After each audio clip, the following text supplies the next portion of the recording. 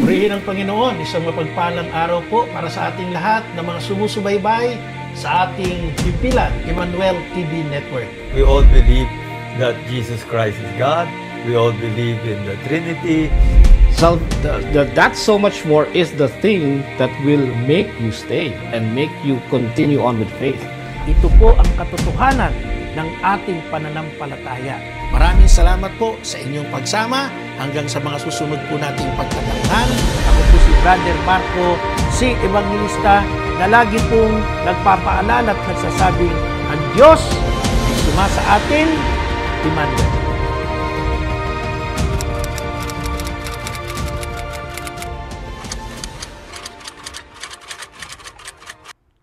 Purihin ang Panginoon. Maraming salamat po sa patuloy niyong pagtangkilik at pagsubaybay sa ating programang Depend the Faith dito po sa Emmanuel TV Network. Ako po si Brother Marco, si Evangelista. At ako po ay laging masaya every time na meron tayong pagtatanghal dahil bibigyan po natin ng puwang at pagkakataon ang ating mga taga-subaybay, ang ating mga kapatid sa pananampalataya upang marinig yung aral ng iba at ito po ay maipaliwanag natin kung tama ba o mayroong palso doon sa mga aral na ito. At isa po, sa binigyan ko naman ng atensyon ngayon, lagi nyo nakikita ang grupong ito sa mga bangketa, sa mga pangunahing daan. Hindi ko na patatagalin. Ito po yung tinatawag nating mga saksi ni Jehovah o sa English ay Jehovah's Witnesses. At napaka-pamilyar para po sa atin dahil lagi naman natin silang nakikita sa mga daan. Actually, meron pa silang apostolate, yung nagpupunta sa mga bahay-bahay, no? Mga kumakatok at doon ay ini-encourage kayo na kahit papaano magkaroon kayo ng kaunting pag-uusap, ano? Itong mga saksi ni Jehovah members. At meron po silang magazine, itong Gumising. Ito yung ating referensya, no? Very colorful to dahil talagang materialis puertes ang mga produkto nila. No? Pinamimigay po nila ito. Nung una, medyo may konting donation. Ngayon, libre na para daw humaligtas tayo ng mga tatanggap nito.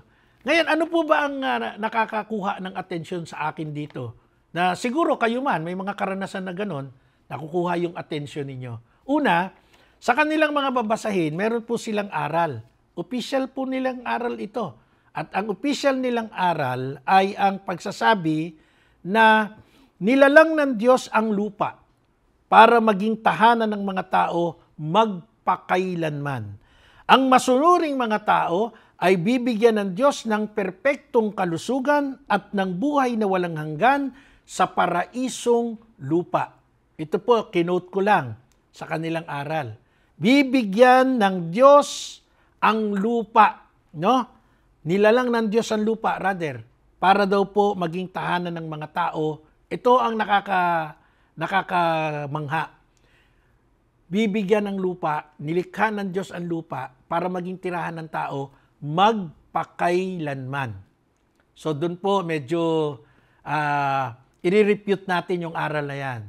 Mukhang sabit, mukhang taliwas po yan sa turo ng ating Panginoon at ng Biblia. Bakit ko sinabing taliwas? Bakit ko sinabing sabit?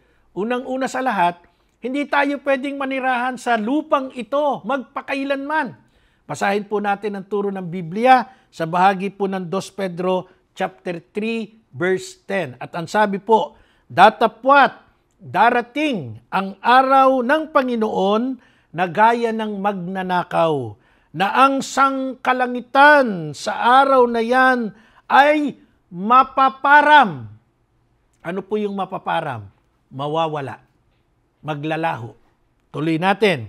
Nakasabay ng malaking ugong at ang bagay sa langit ay mapupugnaw sa matinding init at ang lupa at ang mga gawang nasa lupa ay pawang masusunog. Ano po ang sabi ng Biblia? Lahat ng bagay sa daigdig na ito, yung mga nandoon sa kalangitan, sa kalawakan, sa mga ulap, at ang lupa, ang sabi po, ang gawang nasa lupa ay pawang masusunog. So, contrary sa turo ng mga saksi ni Jehovah na ang lupa ay nilikha ng Diyos upang tirhan nating mga tao magpakailanman. Mukhang hindi yata tugma doon sa sinabi ng Bible. Kasi ang turo sa Bible, lahat ay mapaparam, lahat ay mawawala, at ang lahat ay masusunog sa lupa at lahat ng gawang nasa lupa. Mga ginigiliw kong taga-subaybay, sa itinakdang araw ng Panginoon, sa tinatawag po nating second coming, ang buong sangkalangitan po, ang kalawakan, ay mapaparam at mapupugnaw dahil sa matinding init. At ang lupa, uulit-ulitin ko, gawang mga nasa lupa, lahat ay masusunog. Ngayon, liwanagin po natin, dahil direkta ko pong sinasabing mali ang aral ng mga saksi ni Jehovah sa kanilang aral na ang tunay na paraiso ng Diyos ay ito mismong kinalalagyan natin. Ito mismong sandaigdigan na ito. Nasaan po ba totoo ang katotohanan? Nasaan po ba naroroon ang tunay na paraisong ipinapangako ng Diyos sa atin? Lalo na doon po sa mga gumagawa ng mabuti, doon po sa mga taong nagpapakabanal. Nasaan po ba yung paraisong ipinangako ng Diyos sa atin? Dito po ba sa lupang ito tulad ng turo ng mga saksi ni Jehovah? Hayaan po natin Biblia ang sumagot. Sa bahagi po ng Hebreo chapter 11 verse 16, ngunit ngayon ay nagnanasa sila ng lalong magaling na lupain sa makatuwid bagay ang nasa langit. Kaya hindi sila ikinahihiya ng Diyos na tawaging Diyos nila sapagkat kanyang ipinaghanda sila ng isang bayan. Mga ginigiliw kong taga-subaybay, nasaan po yung lalong magaling na lupain? Wala po sa daigdig na ito na masusunog. Wala po sa daigdig na ito na mapaparam. Nasaan po? Yun ay nasa langit. At hindi po kailanman ang daigdig na ito at ang lupang ito ay siyang magiging langit. Inilalarawan po ng Biblia ang isang higit at perpekto, magaling na lupain at ito ay wala po sa mundong ito. Wala sa ating kinatatayuan. Wala sa ating mga inaapakan. Sabi nga po ng banal na kasulatan ng Hebreo 11:16, sa makatuwid bagay ang sa langit. Ang sa langit. Kung ilalarawan po ng Biblia ang isang higit at perpektong magaling na lupain, hindi po ito yun. Hindi po dito yun. Kaya nga po, kung hindi alam ng mga saksi ni Jehovah ang katotohanan ito, sino ba ang tunay na nakakaalam? At sino ba ang tunay na maghahanda sa atin sa dakong iyon? Yung tinatawag nating ipinaghahanda sa ating bayan, yung tinatawag nating bagay sa makatuwid bagay nasa langit. Basahin po natin ang aklat o ebanghelyo ni Juan, chapter 14, verse 2 and 3. Sa bahay ng aking ama ay maraming silid. Kung hindi ito totoo, sasabihin ko ba sa inyong pupunta ako roon at upang ipaghanda ko kayo ng inyong matitirhan?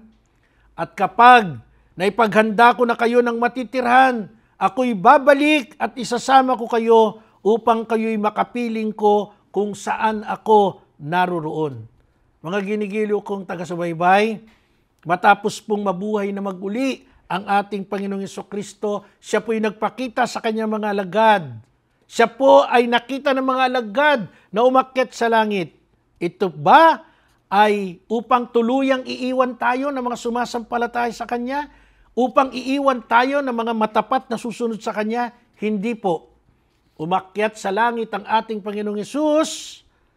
Umakyat siya patungong langit upang ipaghanda po tayo ng silid sa tahanan ng Ama. Sa makatuwid, hindi ho inihanda ang silid dito sa lupa. Kasi kung dito sa lupa, logic, ba't umakyat?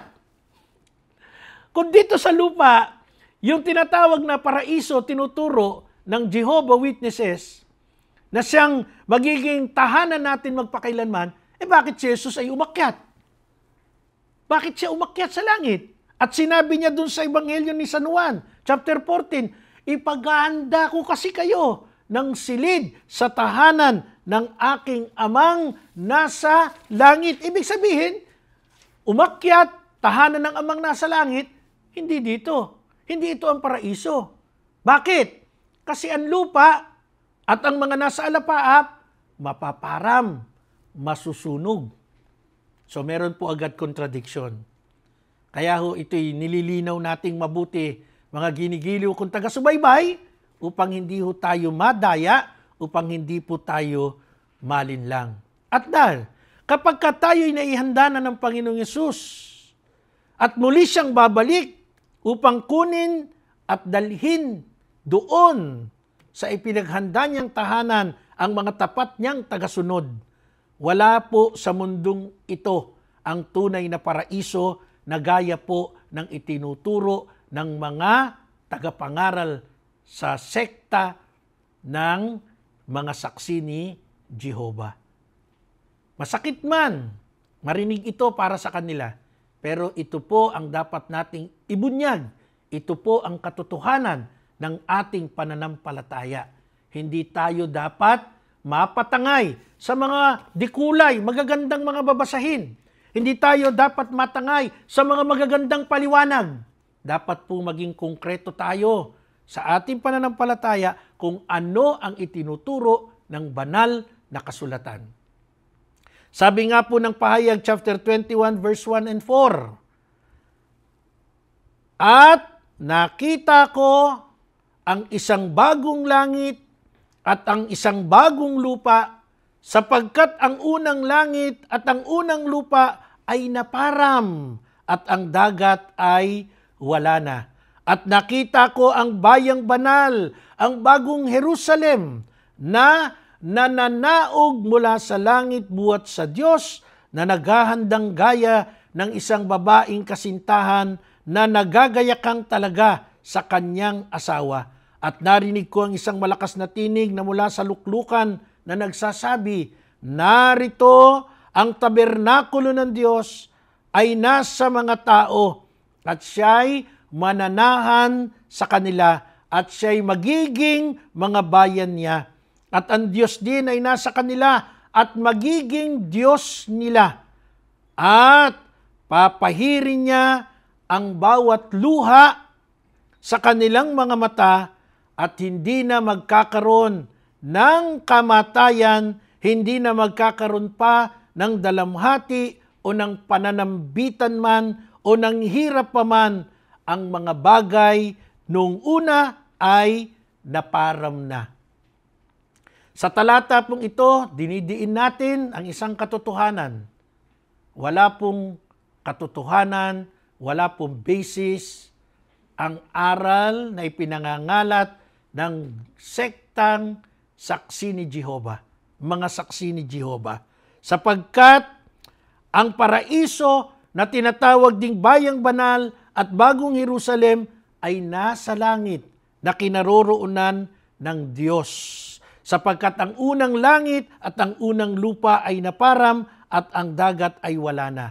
Dito po, ang buhay ay perpekto. Wala nang pag-iyak, wala nang pagluha, wala nang kalungkutan, wala nang kamatayan, wala na po siyang sakit, wala nang pananambitan, at wala nang anumang uri ng kahirapan.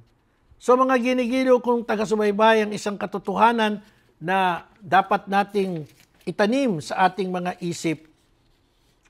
Ang Diyos po ay nangako, si Jesus, ipaghahanda niya tayo ng isang silid sa tahanan ng Ama. At kailanman ang lupang ito na nabalot sa kasamaan, mapaparam, hindi po ito ang magiging tahanan ng mga mananampalataya magpakailanman, taliwas sa turo ng grupo o ng sekta ng mga saksi ni Jehovah. Naway sa pagbabahagi kong ito ay matuto po tayo, magka-interes tayong lumago at ipagtanggol ang ating pananampalataya. Maraming salamat po sa inyong pagsama sa akin hanggang sa mga susunod po nating pagtatanghal. Ako po si Brother Marco, si Evangelista, na lagi pong nagpapaalala at nagsasabing, ang Diyos ay sumasa atin, Emmanuel.